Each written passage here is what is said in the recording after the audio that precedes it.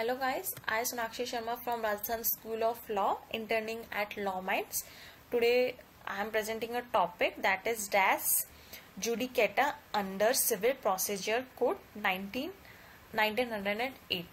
So let's begin with our today's topic. So these will be the topic which we will discuss in this video. So coming to our introduction part. Res judicata refers to a word defined in section 11 of Civil Procedure Code that comes from a Latin maxim that indicates that if a problem comes before a court that was previously resolved by a different court among both parties and for the identical basis of behavior, the court will treat the matter before it is ineffectual. Res judicata is Latin term meaning a thing adjudicated. Res judicata as per the Civil Procedure Code 1908 is a legal doctrine stating that once a matter has been conclusively decided by a competent court, it can be re-litigated between the same parties. It prohibits the same parties from bringing the same issue before the court repeatedly, promoting judicial efficiency, finality of judgments, and preventing abuse of legal process. This doctrine applies when there is an identity of parties and subject matters between the original and subsequent suits. Exception include fraud, lack of jurisdiction, or manifest errors. Res judicata aims to ensure fairness, certainty, and integrity in the administration of justice.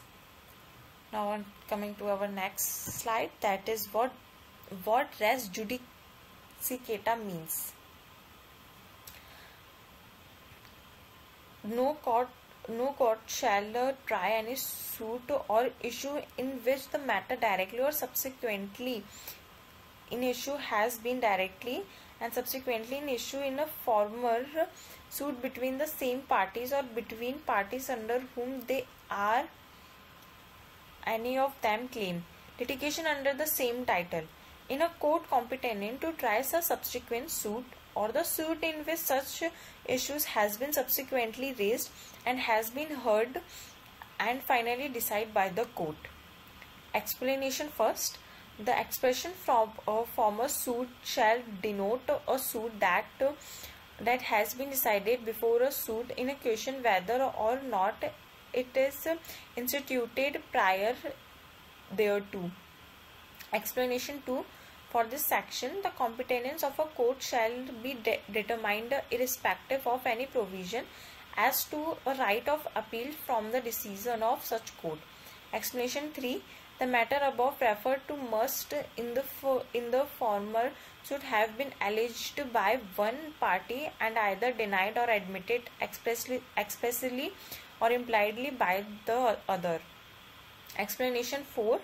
Any matter which might and ought to have been made the ground of defense or attack in a such former suit shall be deemed to have been a matter directly and subsequently in issue in such suit. Explanation 5. Any relief claimed in the plaint which is not expressly granted by the decree shall for this section be deemed to have refused. Explanation 6. Where persons litigate bona fide in respect of a public right or of a private right claimed in common for themselves and others, also all persons interested in such right shall for this section be deemed to claim under the person so litigating. Explanation 7. The provision of this shall apply to a proceeding for the execution of a decree and reference in this section to any suit. Issues of former suit shall be construed as reference respectively to a proceeding for the execution of the decree, question arising in such proceedings and a former proceeding for the execution of that decree. Explanation 8.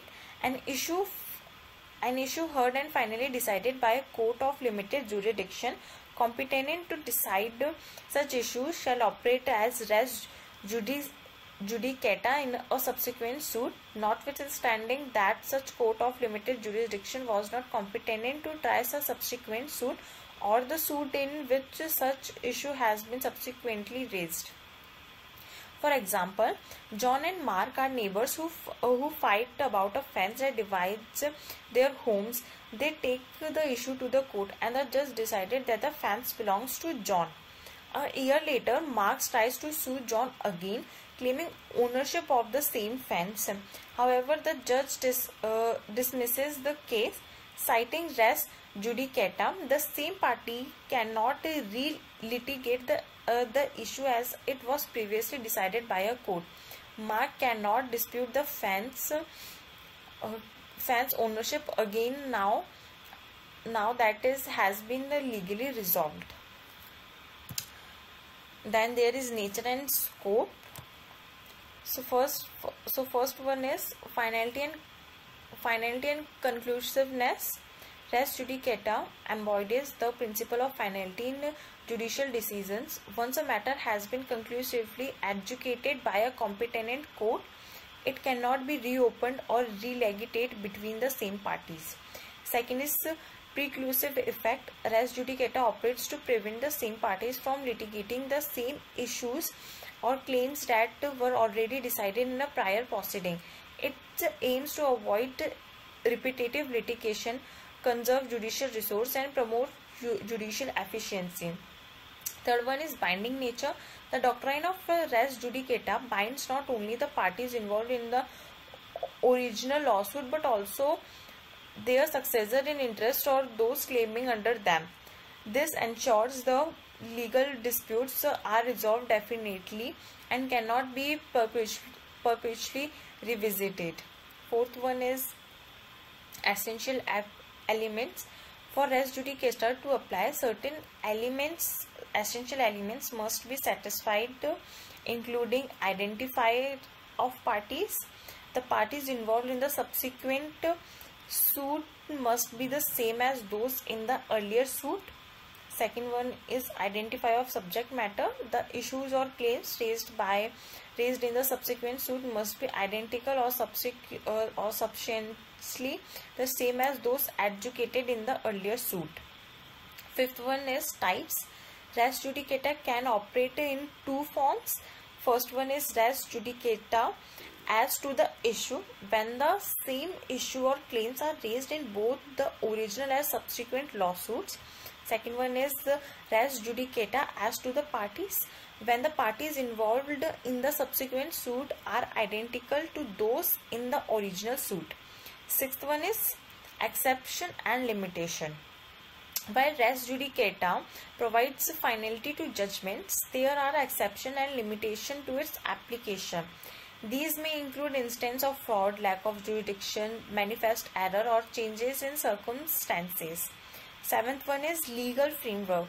Res judicata is reorganized and enforced through statutory provision, common law principles, and judicial precedent. Its application is integral to the civil procedure framework and is aimed at ensuring fairness, certainty, and integrity in the administration of justice. Then there are some landmark cases.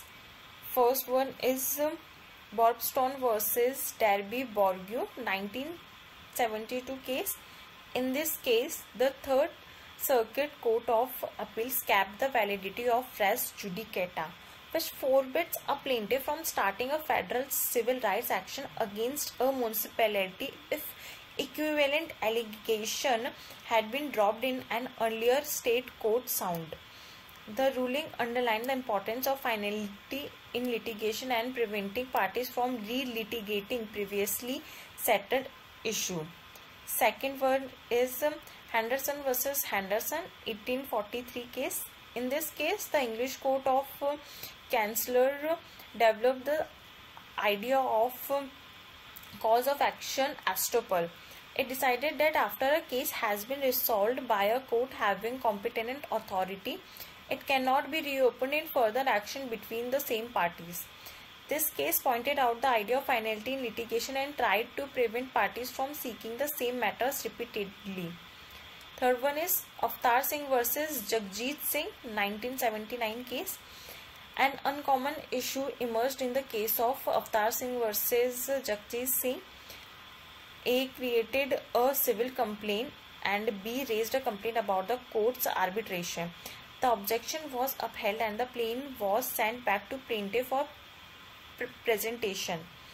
When he reached the revenue court, it had no jurisdiction, therefore he returned the petition. A filed another civil lawsuit. B claimed that the lawsuit was precluded by the theory of res judicata. Last case is Devilal Modi versus Sale of Tax Officer 1964 case. The Supreme Court of India established the meaning of res judicata.